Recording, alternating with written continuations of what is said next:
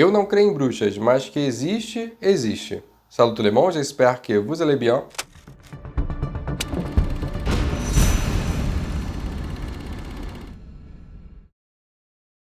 A Chave Mestra é um filme de 2005 e ainda é um filme muito bom. Ele custou cerca de 43 milhões e faturou pouco mais de 93 milhões, segundo o IMDb. Ele foi dirigido por Lain Softley, que também dirigiu K-Pax, que é um filme maravilhoso. Se você não viu, curte a análise que a gente fez por aqui. E se viu, também dá uma olhada nessa análise, está muito boa. Porém, é verdade que esse diretor também fez filmes como Coração de Tinta. Ixi. O roteiro é de Erin Gruger e do próprio Lain Softley. E aqui nós temos Caroline, uma cuidadora insatisfeita com o seu trabalho, no tocante à forma de lidar com a morte de seus pacientes na instituição na qual ela trabalha. Logo na primeira cena, ela está lendo o livro A Ilha do Tesouro. Aquele residente que escuta sua história morre e ela informa isso à responsável e ela não tem nenhum pesar sobre o assunto. Rapidamente o quarto é limpo para poder receber um novo paciente. Além disso, a família do paciente que morreu não tem mesmo interesse em pegar os pertences daquele idoso. E isso a machuca muito. Nós ligamos, ele tinha família. É, mas eles não querem se envolver com ele. Isso, essa passagem é muito rica, vários assuntos podem ser tratados.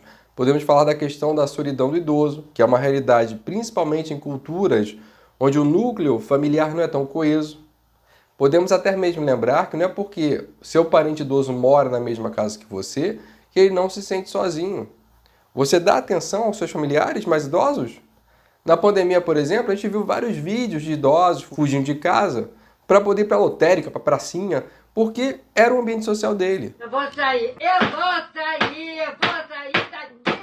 Então é um assunto até bem pertinente. Até porque um idoso solitário, às vezes, vai parar em grupos de WhatsApp, Telegram, fica mais suscetível a fake news, já que nesses grupos ele se sente acolhido, o acolhimento que ele não tem da família, muitas vezes.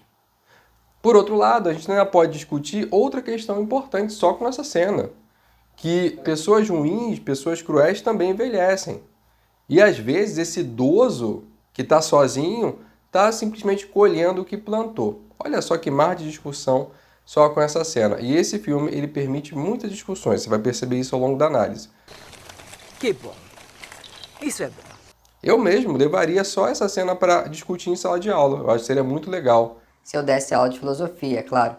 No caso de Caroline, ela tem uma questão pessoal, de que ela não soube que seu pai estava doente, então o pai dela morreu sozinho. E ela não pôde cuidar dele. Na época, ela ajudava uma banda musical, se eu não me engano, e aí vivia na estrada de um ponto a outro dos Estados Unidos. Então, logo no início já fica estabelecido no filme que a Caroline acaba projetando nos pacientes o pai dela. O que ele é teu? Esquece. Não, esquece você. Ele não é seu pai, nem esse, nem o último, nenhum. Por que se apega tanto a eles? Isso é muito importante, porque vai justificar as decisões dela tomadas no filme, ao longo do filme.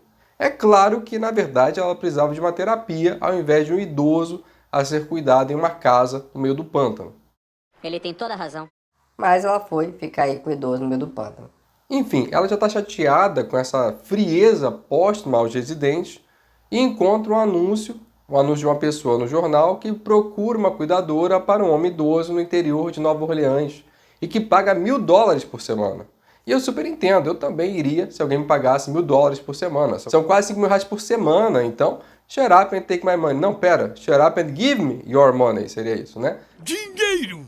E ela acredita que por ser a esposa desse idoso que está contratando alguém, por um valor tão alto, ela vai encontrar aquilo que ela acha que busca, que é ver o idoso sendo tratado como um ser humano mesmo após a sua morte. Além do dinheiro que é muito bom, e ela quer começar uma faculdade de enfermagem. Dinheiro! De uma maneira geral, os personagens e atores são bons, ou pelo menos fazem um bom trabalho. Esse filme tem erros de continuidade, mas nada que estrague a experiência. Coisas tipo, ela estava molhada numa cena e na outra ela já está seca. A maçaneta da porta que muda de uma hora para outra. Mas, sinceramente, só 2 erros me incomodaram. O primeiro, esse é o único que realmente me incomodou e é o mais irrelevante, na verdade. Quando ela chega na casa para a entrevista, mostra ela entrando na casa pelo espelho do retrovisor do carro, mas o carro está numa posição que é impossível disso acontecer. Então eu fiquei vendo o filme pensando, será que é uma assombração? O que será que significa isso? É sobrenatural? E no final era só um erro de gravação mesmo. Na verdade, um erro de continuidade. Que porcaria, hein? O segundo, que eu não percebi na hora, mas é um erro que impacta de maneira real no filme, é que no final a idosa usa o elevador para alcançar a Caroline, mas a casa está sem energia elétrica. Então como é que ela usa esse elevador? Como é que esse elevador funciona? Mas isso não é possível. Não sei, mas eu fiquei pensando que esse filme valeria passar lá no Primeira Fila. Se você assiste esse canal, vá lá nos comentários e fala: eu, professor, pedi para você falar da chave mestra. Quem sabe aparece por lá. É um filme que vale a pena ser visto pelos ângulos dos erros e furos ali de roteiro. Mas ok, a Caroline vai à entrevista e se você está vendo o filme pela primeira vez, você só acha que é uma velha insuportável falando com a Carolzinha. Ela reclama até do sotaque da Carol. Mas quando você já sabe o final, é óbvio, e é óbvio que esse vídeo vai ter spoilers, você passa a entender as perguntas de outra forma. Porque a intenção da Violet é trocar de corpo com a Carol. Ela fica no corpo da novinha e a Carol fica no corpo da velhinha. Você é mais magra do que eu esperava. Mas é bonita. Aposto que é toda marcada, não é? Chato pra caralho. Então é crucial se preocupar com esses detalhes. Porque se a Violet tem o sotaque de Nova Orleans, quando ela passar para o corpo da Caroline, as pessoas vão desconfiar que algo aconteceu. Se a Caroline tem família viva, isso pode ser um problema. Então cada pergunta tem um motivo a mais para ser feita. Ela reclama, por exemplo, da Caroline ter uma tatuagem, mesmo que seja um lugar onde não possa ser visto, porque aquele corpo será dela no futuro, e ela não gostaria de ver seu corpo com uma tatuagem. Quando a Caroline olha as fotos, ela encontra tanto fotos dos antigos proprietários da casa, quanto de um casal negro chamado Papa Justify e Mama Ceci. E a gente acha que a velha é só excêntrica. Mas na verdade ela guarda essas fotos porque ela já foi a Ceci e também uma das crianças daquela casa. E agora é a Violet. Então aquelas fotos no fundo são fotos dela. São lembranças dela e não de pessoas aleatórias. Sim. Eu gosto de prestar homenagem às lembranças desta casa. Quando a Violet discute com o Luck, que é o advogado responsável por contratar a Caroline, ela diz que a Caroline nunca vai entender o funcionamento daquela casa.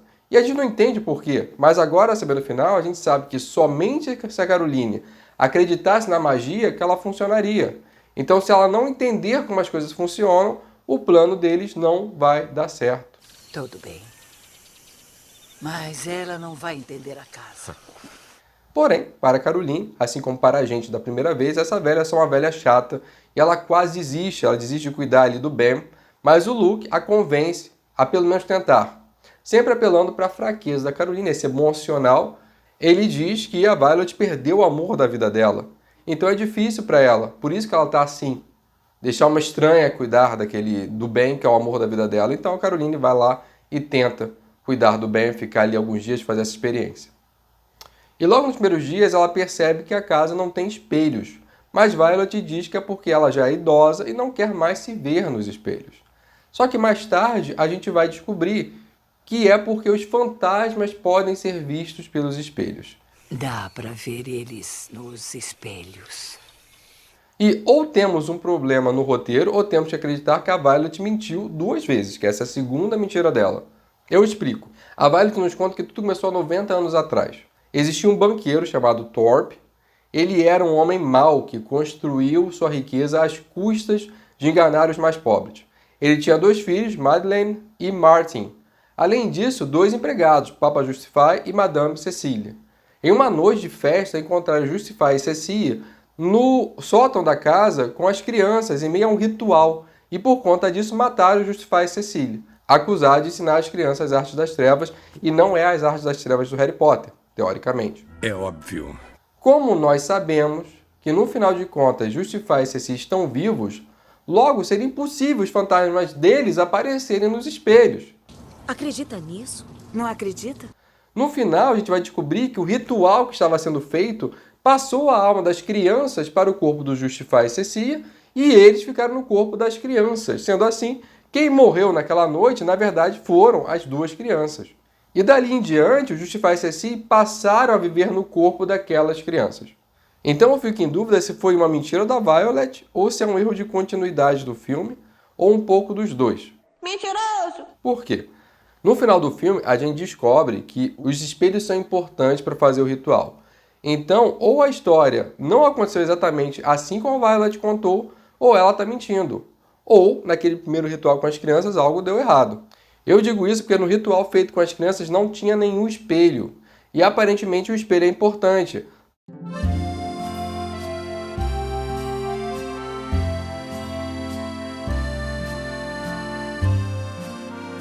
Eles estavam tentando ensinar a eles as conjuntas. Arranca a cabeça dele! Arranca o coração dele! Ficou maluco, assim como o resto dos convidados. Eu dei uma pesquisada nessa cultura voodoo e o espelho ele pode ser visto como algo que aprisiona as almas. Então faz sentido que o ritual precise de um espelho, porque tanto você vai ter o espelho para aprisionar a alma, né, no caso ali da Caroline, quanto você vai perceber que a Violet está atrás do espelho, ou seja, o espelho na verdade abre a porta para a troca de almas. Então o espelho tem uma importância muito grande naquele ritual. E esse espelho não acontece, não existe nessa cena com as crianças, que seria o primeiro ritual. Então, para defender o filme, eu vou dizer que o Papa Justify e a Mamma Cecília estavam convulsionando por conta desse possível erro, já que era possivelmente a primeira vez que eles estavam fazendo aquilo, eles não tinham aquele know-how, então alguma coisinha ali deu errado. Tudo errado, tudo errado! Em relação às assombrações, fantasmas que aparecem, me parece muito mais que um teatrinho feito pela Violet e o Luke, para que a Caroline aos poucos acredite no sobrenatural. Talvez a cena mais bizarra, que é o pesadelo, onde ela vê seus olhos e bocas costurados, e depois vê um fantasma pelo espelho, nada mais seja do que a Violet saindo do quarto, pois é o momento em que ela vai cortar o cabelo da Caroline. E possivelmente, depois disso, ela ativa algum encantamento usando aquele boneco de voodoo, já que para o boneco funcionar, você precisa de um item da pessoa que será alvo. Por isso aquele pesadelo tão macabro, que é o momento que ela aciona algum feitiço, alguma coisa desse tipo. No final das contas, eu não sei por que não tem espelhos na casa. Eu até pesquisei e tive algumas teorias. Na primeira, os espelhos poderiam servir para devolver energias indesejadas, poderia proteger contra as influências negativas, então talvez espelhos na casa pudessem mostrar a Caroline a verdadeira intenção da Violet. E, além disso, os espelhos, como eu disse, servem para aprisionar espíritos. Essa foi a melhor teoria que eu tive. E a segunda teoria é que é um erro mesmo de continuidade, sei lá. Outra vez? A Caroline então vai ficando ali na casa, vão passando alguns dias, até que chega uma hora que a Violet pede para a Caroline ir até o sótão buscar sementes para ela plantar no jardim. Uma curiosidade é que no original, quando a Caroline entrega as sementes, a Violet fala que é um Jack in the Pulpit, como se ela fosse plantar as sementes. E essa planta é uma planta perene. Ela não precisa ser replantada todo ano. E ela pode viver por décadas em condições ideais. Ou seja, a Violet só queria uma desculpa para que a Carolina visitasse o sótão e descobrisse aquela portinha, que existia aquela porta que não era aberta pela chave mestra, e despertasse a curiosidade dela. E como tem todo esse plano, por isso eu acho que não tem fantasma nenhum. Para mim, ali tinha o Luke atrás da porta, batendo na porta para chamar a atenção da Caroline. Para mim faz mais sentido acreditar nisso do que um fantasma que eu não sei de quem, sei lá, das crianças. Não tem sentido para mim. Pessoa de pouca fé. Além disso, dentre as sementes na caixa tem semente de trilho, que é uma semente muito usada em rituais de voodoo, que é a base dos encantamentos da magia feita pela Violet. Enfim, depois de ver a porta, curiosa como sou ela, Caroline dá um jeito de encontrar a chave que abre aquela porta, entra naquele quartinho e vê vários itens estranhos, cabeças de animais, dentes, discos de rituais, da qual ela pega um que se chama O Sacrifício. Ela leva consigo para investigar esse disco. Quando ela volta à cidade, então ela coloca esse disco para tocar, a amiga escuta e fica chocada com aquele disco, e a Caroline explica o que está acontecendo daquele quarto, e essa amiga conta sobre o voodoo, que é diferente do voodoo, né? Ela explica a Caroline que o voodoo é uma religião e o voodoo seria a mágica. Voodoo é uma religião. Os escravos trouxeram da África. Você adora Deus, céu, inferno. O voodoo é diferente em quê? É mágica. Mágica folclórica americana. Deus não tem nada a ver com isso. E faz até sentido. Minha avó, por exemplo, colocava sempre óleos de boi no copo para evitar mal olhado. Isso para ela não tinha a ver com religião. Era uma mandinga, uma simpatia que para ela funcionava. Nada era mais assustador na casa da minha avó do que quando o olho de boi arrebentava e daí ela precisava comprar outro, porque alguém ali passou e deixou mal olhado. Eu acredito que a ideia é um pouco por aí, né? Você pode acreditar em alguma coisa não necessariamente atrelada à religião. Sendo assim, o voodoo são rituais que não são religiosos e que servem para fins diversos. Assim, e a dublagem desse filme é triste, porque eles trocam, às vezes, o voodoo por macumba e não tem nada a ver. Macumba. Macumba. Mas pro final a gente fala dessas questões mais sensíveis. A Caroline, em um determinado momento, mostra o espelho para o Ben, que é o idoso do qual ela está cuidando, e ele começa a se debater de medo. E ela chega à conclusão que o Ben não teve um derrame, mas que, na verdade, ele acredita em voodoo e acredita que alguém fez algo para ele, por isso que ele está assim. Hoje a gente sabe que, possivelmente, quando ele olha a imagem no espelho, ele se assusta em ver a própria imagem, já que ele não é aquele senhor de idade. Dentro daquele corpo tem o advogado Luke, né? Então ele se assusta, ele se debate. Não é porque ele está vendo fantasma ou nada desse tipo. Desculpa, Ben. Você também os vê. A Caroline vai passar, inclusive, a acreditar que a Violet está tramando alguma coisa para fazer com o Ben, que o Ben está em perigo.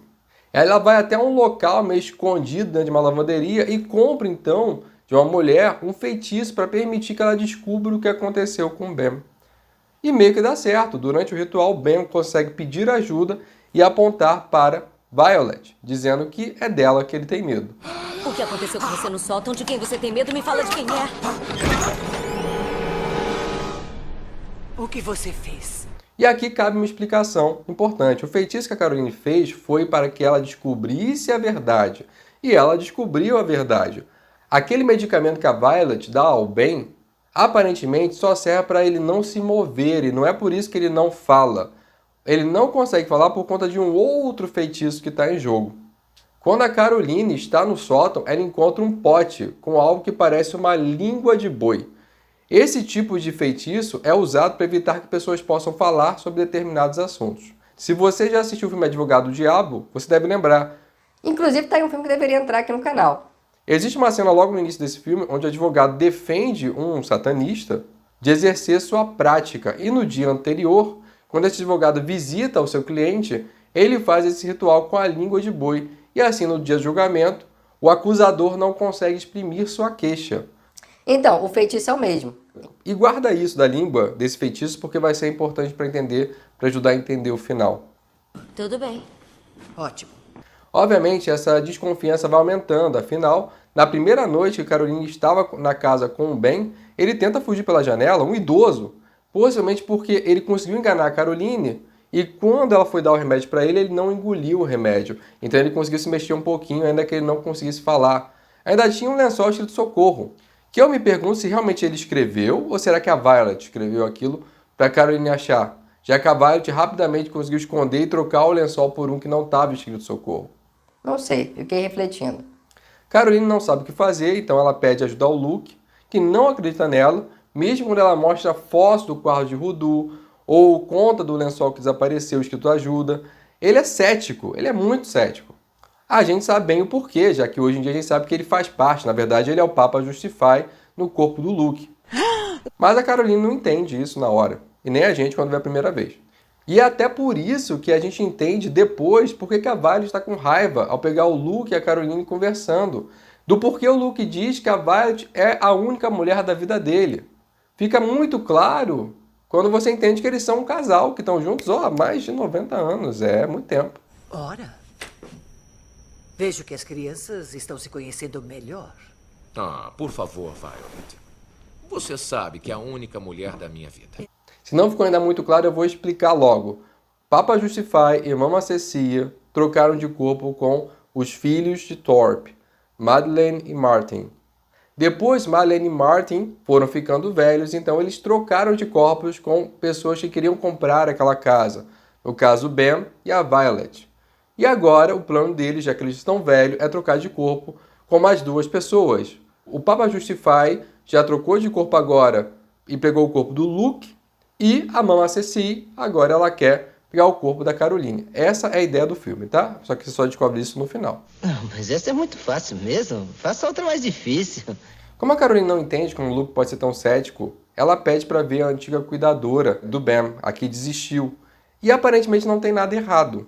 A cuidadora só diz que é melhor se afastar porque ela sente alguma coisa ruim e está para acontecer. E de uma forma geral, esse filme tem muito isso, né? Eu acho que uma questão muito preocupante nesse filme é como o voodoo é tratado sempre com medo. Todas as pessoas têm medo. Mesmo as pessoas que nasceram dentro daquela cultura têm medo. É uma coisa que a gente não percebe no filme, mas isso é muito problemático. Porém, eu vou deixar isso para o final. Eu quero trabalhar essas coisas sensíveis mais para o final, porque aí quem não gosta de ouvir esse tipo de assunto só vai, deixa o like, curte e vai para o próximo vídeo. Tá bom? Então vamos continuar. A cuidadora tem medo e ela só aconselha que a Caroline saia o mais rápido possível daquela casa, que não é seguro, por algum motivo que ela não sabe qual é. Não sei, só sei que foi assim. Mas como a Caroline projeta nos pacientes dela o pai dela, ela não consegue abandonar o bem, ela não quer abandonar o bem. Ela quer salvar o bem, como se isso fosse, de certa forma, redimi-la por não ter cuidado do seu pai. Uma premissa desse filme é que se você não acredita em voodoo, você não vai ser afetado por ele. Mas se você passar a acreditar no sobrenatural, isso passa a te afetar. Mas eu soube que é inofensivo. É inofensivo se você não acreditar.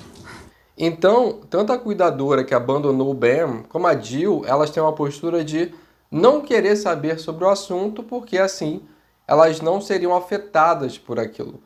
E elas tentam sempre aconselhar a Caroline a deixar para lá, para ela não ser afetada também quanto àquilo. Mas a Caroline diz que não acredita naquilo, então, na verdade, o que ela faz é, como o Ben acredita nisso, ela vai passar a usar o voodoo, porque aí seria uma forma de curar o Ben. Caroline, então, leva Luke até uma senhora idosa praticante voodoo e descobrem que aquele ritual de sacrifício é um ritual muito poderoso, que permite que uma pessoa roube os anos de vida que restam de uma outra pessoa. E aí a Caroline chega à conclusão que Violet vai matar o Ben para ter os anos de vida que lhe restam. Que deve ser uns 2 ou 3 anos, né? Que trabalheira por só 2 aninhos. É só isso! Mas ela quer porque quer a todo custo ajudar o Ben e naquela noite ela vai tirar o Ben de lá. Ela pede para o Luke ver uma medida preventiva e esse é o plano para evitar que o pior aconteça. Em uma noite de chuva, sem luz, ela volta para casa e aí ela coloca um remedinho ali no chá da Violet que desmaia. Mas antes de desmaiar, a Violet pega um papel e desenha e tenta desenhar um ritual ali, um círculo ali. Só que a Caroline pega aquele papel da sua mão e descobre que aquele é um círculo de proteção máxima. E aí ela guarda aquele papel consigo. Vai que é útil, não é mesmo? Ela coloca o Ben no carro e tenta tirar ele de lá, mas o portão está trancado com um cadeado. E ela não consegue arrebentar o cadeado nem mesmo avançando com o carro a toda velocidade. Eu vi uma youtuber americana dizendo que isso acontece por conta daquele círculo desenhado embaixo da cama do Ben, que isso impediria que o Ben deixasse a residência. Se é verdade, eu não sei. Não sou especialista, não conheço o voodoo. Olha, eu não sei o que aconteceu. Se aconteceu, não tô sabendo. Então a Caroline meio que esconde o Ben, pega um barco e vai até a região mais próxima, habitada, e de lá pega uma carona. E ela vai para onde? Para a casa do Luke. Não. Pede para ele ligar para a polícia e é óbvio que ela é capturada por Luke e levada de volta para casa. Boa noite, menina. E daqui a suspensão de descrença pede muito da gente, pra gente aceitar as coisas aqui. Porque a Caroline sempre pede ajuda ao Luke, que é um cara desconhecido, que tem uma relação, mesmo que seja só profissional, com a Violet. Ele nega ajuda várias e várias vezes e mesmo assim ela continua pedindo ajuda só a ele. Ela não liga pra polícia, pede pro Luke fazer isso. Ela não liga pra Jill, sua melhor amiga. Cara, e a Violet tem mais preparo que o Batman. Ela sabe tudo que a Caroline vai fazer. Não pode ser verdade isso que eu escutei agora. Ela previu todos os movimentos da menina, para que no final eles chegassem ali àquele momento. Então você tem que ter um... Você que tem que ter ali como eu posso dizer, uma boa vontade com o filme para não ficar questionando ali. Mas a gente sabe que o filme de terror é assim mesmo, a gente tem que aceitar que os personagens farão coisas idiotas, porque senão não daria certo. E aqui tem o início do maior furo de roteiro do filme, é o que realmente me pega, pois a Violet diz que precisa achar onde a Caroline escondeu o Ben, senão ele poderia fugir e falar sobre o que está acontecendo. Mas se é verdade que é perigoso deixar o Ben sozinho, porque ele poderia falar, isso quer dizer que o feitiço pode ser quebrado? Então é de fato aquele líquidozinho que ele bebe que deixa ele sem falar? Não sei, achei estranho. E se isso é verdade, porque ela fala com todas as letras que a Violet e o Ben, no caso com aqueles 2 corpos, não poderiam mais ficar ali na casa e deixa os dois serem levados embora para algum asilo ou alguma coisa assim. Eles precisam de ajuda agora. Não podem ficar mais aqui. E daí não tem sentido se o feitiço pode ser quebrado com o tempo, se eles podem falar alguma coisa. Tudo bem, eu posso até defender que talvez vão achar que eles são loucos. Só isso que explica. Eu acho que eu tenho que aceitar isso para continuar vendo o filme. Mas isso também poderia ser aplicado ao Ben se ele fugisse no meio do filme, entende? Mas ok, vamos seguir. Ela quer encontrar o Ben, e aí a Caroline uma hora fala onde o Ben tá, porque ela aproveita a distração da Violet, que foi procurar o Ben, para poder se esconder no quarto, já que o quarto tinha uma barreira de pó de tijolo, e o pó de tijolo impede que pessoas que querem te fazer mal ultrapassem aquela linha. Tá vendo essa linha atravessando a porta? É pó de tijolo. Rudu, isso não deixa que os inimigos entrem. Começa então ali uma perseguição, mas a Violet tem o mesmo preparo que o Batman, devem ter feito cursos juntos, talvez até a Violet seja da turma sênior, né? Quando o Batman entrou, a Violet estava saindo. Ela consegue aparecer no andar de cima mesmo ali, com pó de tijolo tampando as passagens. Por alguma passagem secreta, eu não decorei qual é a planta da casa. E joga um pó no rosto de Caroline, que faz com que ela fique com a vista embaçada. Vai tentar usar os meus truques em mim? Porém, mesmo com a vista embaçada, Caroline consegue lutar contra a Violet e joga ela da escada. E eu não sei como essa gente em filme não morre nessas quedas. A gente viu na semana passada, na verdade retrasada, o filme do Beetlejuice, onde a gente percebe que traumatismo craniano não afeta personagens importantes nos filmes. Só pode. Porque ela cai da escada, se quebra tudo, mas tá lá andando. Rastejando, mas tá lá inteira. Mas o mago é implacável. Aí eu tenho que forçar a barra, achando que esse feitiço não dá só os anos de vida, mas também uma certa imortalidade e super força, só pode. Mas se isso fosse verdade, a Caroline não conseguiria jogar ela da escada. Então, só pode dizer... É muito confuso. Tá confuso pra caramba isso. Mas nesse momento que a Violet cai da escada, finalmente a Caroline resolve ligar para a polícia. Liga para Jill, mas de onde é que ela faz isso? Do sótão. Pois é, do sótão. Justo do sótão. E vai piorando, porque a suspensão de descrença aqui já foi embora, pelo menos para mim. Porque a Caroline vê um círculo cheio de velas acesas, o centro do ritual, e acha que é uma boa ideia ficar ali, no meio do círculo. Nem para apagar umas velhinhas antes. Aí é difícil defender a Caroline, né? É difícil. Eu sou burro, né? Eu sou um burro. E aí ela aproveita o tempo que tem para usar aquela folha de papel roubada da Violet e desenha o círculo de proteção bem ali, no centro do ritual. Bom, nem preciso dizer que a Caroline foi enganada. Na verdade, a Violet preveu que isso ia acontecer e ela pegou aquele papel para a Caroline roubar dela. Eu sou uma pessoa muito inteligente. Na verdade, eu acho que a Violet queria fazer aquele círculo para impedir que a Caroline saísse do centro do ritual, mas ela não contou que ia ter isso do remedinho no chá. E daí ela é muito ligeira, porque ela é muito esperta. Meu Deus, eu tô te falando, aquilo ali é tipo Batman. Muito rápido, quando ela viu que ia desmaiar, ela já pegou ali o papel e falou, vou enganar a Caroline. Top. Isso aí é gênio. Gênio. O miserável é um gênio. Porque aquele círculo, na verdade, ele só servia para impedir que a pessoa que estava dentro do círculo saísse do círculo. Esse círculo só te protege de sair dele. Então, na verdade, a Caroline fica presa ali no centro do ritual, o local perfeito para acontecer ali, finalmente, o sacrifício.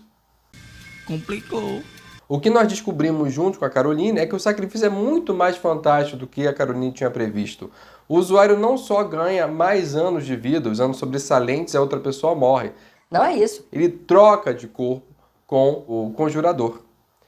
O mal venceu, por assim dizer.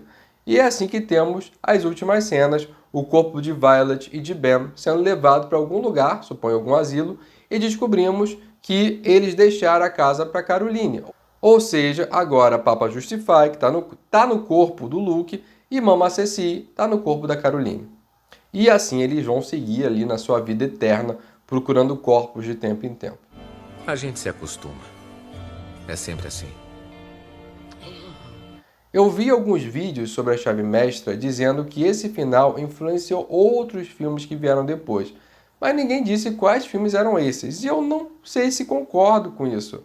Na verdade, a Chave Mestra vem mais em uma moda da época.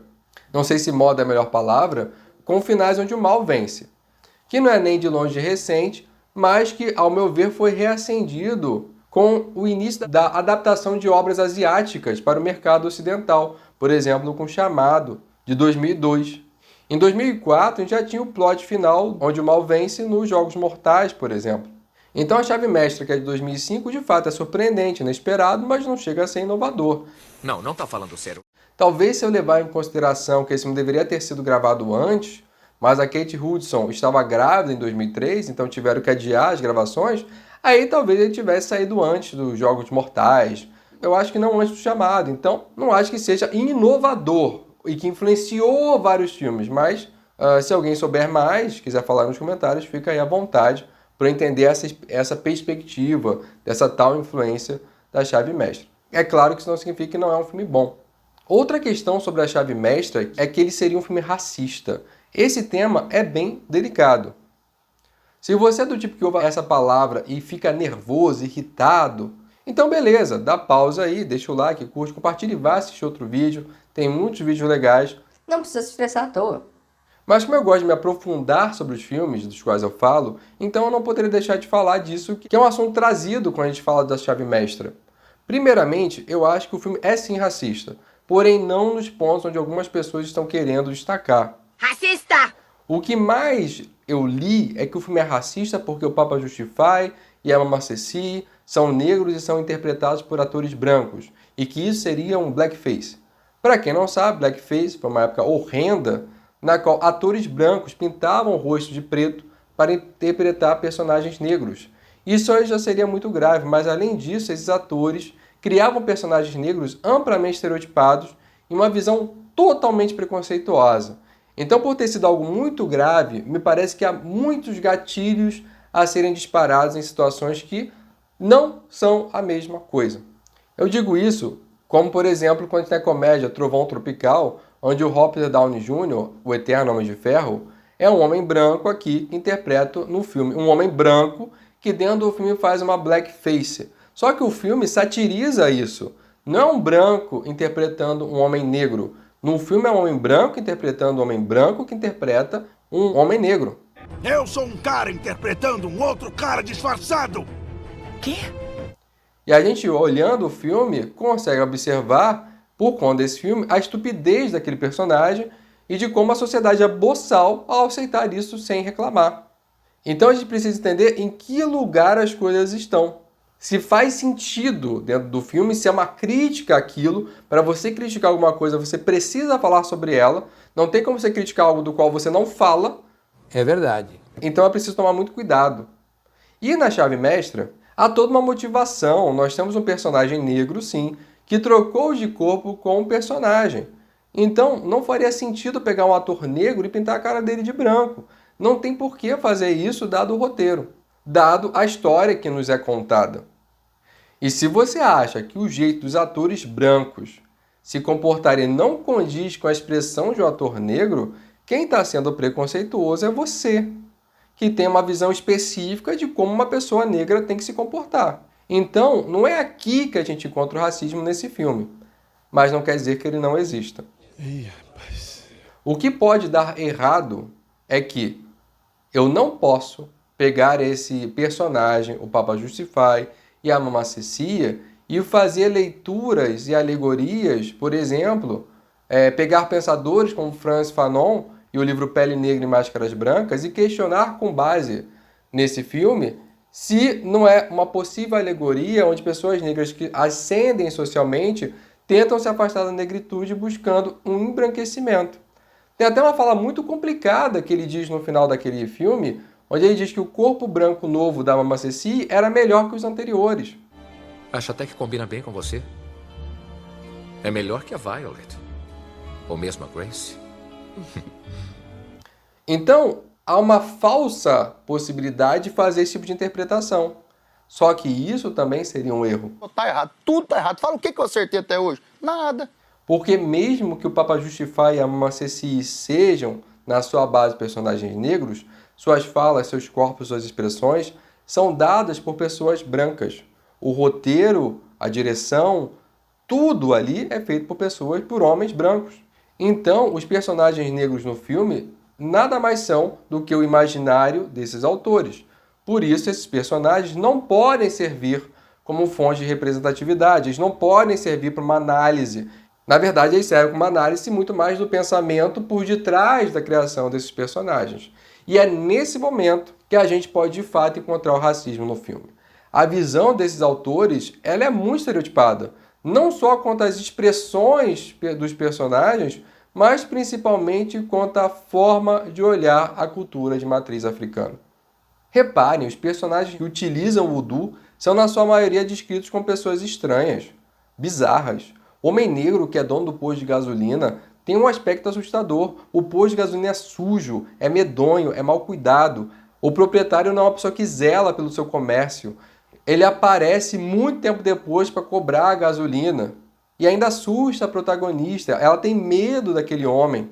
A senhora, que é praticante de voodoo, é pitoresca. É uma velha idosa, cega e com uma aparência meio louca, débil, estereotipada como uma velha louca. Os artigos de voodoo são vendidos dentro de uma lavanderia. Ali. Não é por nada não, mas ali é uma lavanderia. Como se praticar o voodoo fosse escondido, fosse crime. Por que não poderia ser uma loja bonita, arrumada, com uma curandeira que fizesse consulta no fundo da loja? Que é uma coisa muito comum em filmes americanos quando se trata de cartomantes, por exemplo. De você ter uma lojinha de artigos mágicos e no fundo tem alguém ali que lê as cartas, lê o futuro. Por que o voodoo seria diferente? Jill, que é a personagem negra de maior destaque, critica a amiga por procurar a ajuda de uma curandeira. Ela fala que isso não é tratamento, ela despreza o voodoo. Ela diz algo como, você queria ser enfermeira e vai a uma curandeira, desprezando todo esse conhecimento. Você pirou de vez? Espera um pouco, nunca ouviu falar de tratamento psicossomático? Sim, mas isso não é tratamento. E isso não seria um problema, mas todos os personagens negros expressam de alguma forma um medo muito maior do que um respeito pela prática. De uma maneira geral, os personagens negros dos filmes vão dizer que Caroline deveria se afastar disso, que eles escolheram não aprender sobre aquela prática, sobre aquela cultura, porque isso acaba mal, porque é perigoso em algum sentido saber sobre aquilo. Então é melhor você sair daquela casa antes que acredite. E veja, nada disso seria racismo se fosse questões isoladas no filme. Porque um atendente negro pode ser estranho. Uma mulher negra pode odiar a cultura de matriz africana. Mas quando você soma isso tudo no filme, em um olhar conjunto, você percebe que a estrutura inteira do filme tem essa crença que é estereotipada. E por isso... Racista! Agora, os autores são pessoas terríveis, são desprezíveis? Não acho. Eu até vejo uma boa vontade na construção do universo deles, mas uma boa vontade que só piora as coisas. Por exemplo, a Violet diz que o Papa Justify e a Mama Ceci fazia os maus, no caso os brancos, pagarem na mesma moeda. Segundo os negros, ela diz isso. E isso é um absurdo de se falar. Eles curavam os doentes e castigavam os maus. Estavam pagando na mesma moeda como os negros diziam. Você tem toda uma estrutura escravagista, uma cultura que vê seres humanos como objetos, que merecem ser forçados, torturados, a passarem por situações degradantes, separados de sua família, sofrendo humilhações de maneira sistemática. E isso tudo defendido por um Estado, por uma estrutura maior, onde a polícia iria atrás de você caso você simplesmente quisesse sair daquela vida e ser livre. Onde você poderia ser torturado e as pessoas à sua volta achariam que o torturador está certo. E aí você pega um filme e diz que um homem negro que consegue se libertar dessa vida através de um ritual mágico e passa a ser aceito socialmente, está fazendo com que pague na mesma moeda. Mas não está nem perto disso. Tá muito errado isso. Há uma boa vontade dos autores? Sim. Eles, inclusive, colocam na boca da Violet uma fala. Quando ela conta a história ali dos meninos, né, da Madeleine e do Martin, ela diz que quando supostamente... os meninos já eram Justify a Ceci, eles tentam evitar que as crianças que estão no corpo do Papa e da Mama sejam assassinados. Eles falam, segundo a Violet, que as crianças disseram que eles pediram para aprender sobre o ritual. As crianças disseram que a culpa era delas, que elas queriam aprender. Mas eles não acreditaram em nada daquilo. Que não era a culpa do casal. Então eles tentam ali dar ao Papa Justify a Mama Ceci um quê ali de nobreza. Mas o fato é que eles não têm conhecimento para poder abordar aquela realidade da Nova Orleans, da cultura negra, de uma maneira que seja neutra, digamos assim. Você tem no filme ali uma visão amedrontada que algumas pessoas têm da cultura e da religiosidade negra. E agora, tudo isso faz o filme ser ruim? E eu saber disso faz eu gostar menos do filme? A vida é cheia de escolhas difíceis, não é? Essa resposta eu vou dizer que é pessoal, porque depende de quem você é. Depende de quanto esses estereótipos te afetam, te machucam, da consciência que você vai ter sobre o assunto. A gente pode sim analisar o filme deixando de lado esses fatores, pensando só no suspense, no final inovador, na trama. Podemos. Mas devemos? E aí é você que vai decidir isso. Você decide. Eu tô aqui para analisar o filme, eu não tô aqui para dizer como você tem que sentir, o que você tem que fazer. Isso é pessoal seu. Na minha opinião, eu posso ver esse filme e gostar de tudo que é bom que ele tem, mas eu não devo ignorar as questões problemáticas dele, porque senão seria uma análise incompleta. Isso vale para muitas coisas. Meu conselho é assista A Chave Mestre. É um bom filme, mas observem o que está em volta dele também. Tenha um olhar crítico. Esse olhar crítico, inclusive, enriquece o filme. Olha só quantos pontos a gente pode falar desse filme. A solidão do idoso, questões raciais. Ou seja, a gente pode fazer uma análise que vai muito além do... Nossa, que final incrível. Maravilha, deveríamos ter feito isso há muito tempo. Fiz uma coisa bem gostosa. E depois de tudo isso, eu acho improvável, para fechar, que a gente tenha o filme 2. Há um coro de pessoas que desejam esse filme, e eu até gostaria de ver o filme 2, só que em 2024 não daria para fazer um filme tão ingênuo, ou ignorante, vocês escolhem, como o de 2005. Que coisa incrível, não é? Para todo lugar que você olha, um mundo novo está em volta de você. Para mim, para ter um filme 2, a gente ia precisar escolher um diretor competente para trabalhar esse filme com a sensibilidade que ele merece. Eu acho que se você der um argumento para o Jordan Peele, eu acredito que ia ficar um filme top. Eu sou a favor. Deem A Chave Mestra 2 para o Jordan Peele dirigir. É uma boa ideia. Para quem não sabe, Jordan Peele, ele fez Corra, Us, Nope. Tem uma análise do Nope aqui no canal. E olha, é uma análise muito boa. Se você não viu a análise, vale a pena. Segue lá. Se questões raciais te interessam, eu também vou aconselhar que você veja a análise do filme Desculpe Te Incomodar, Sorry to Bother You, que é um filme maravilhoso também, tem uma análise aqui no canal. E é isso por hoje. Se você está até aqui agora, considere se inscrever, dar o like no vídeo, compartilhar com os amigos, é muito importante.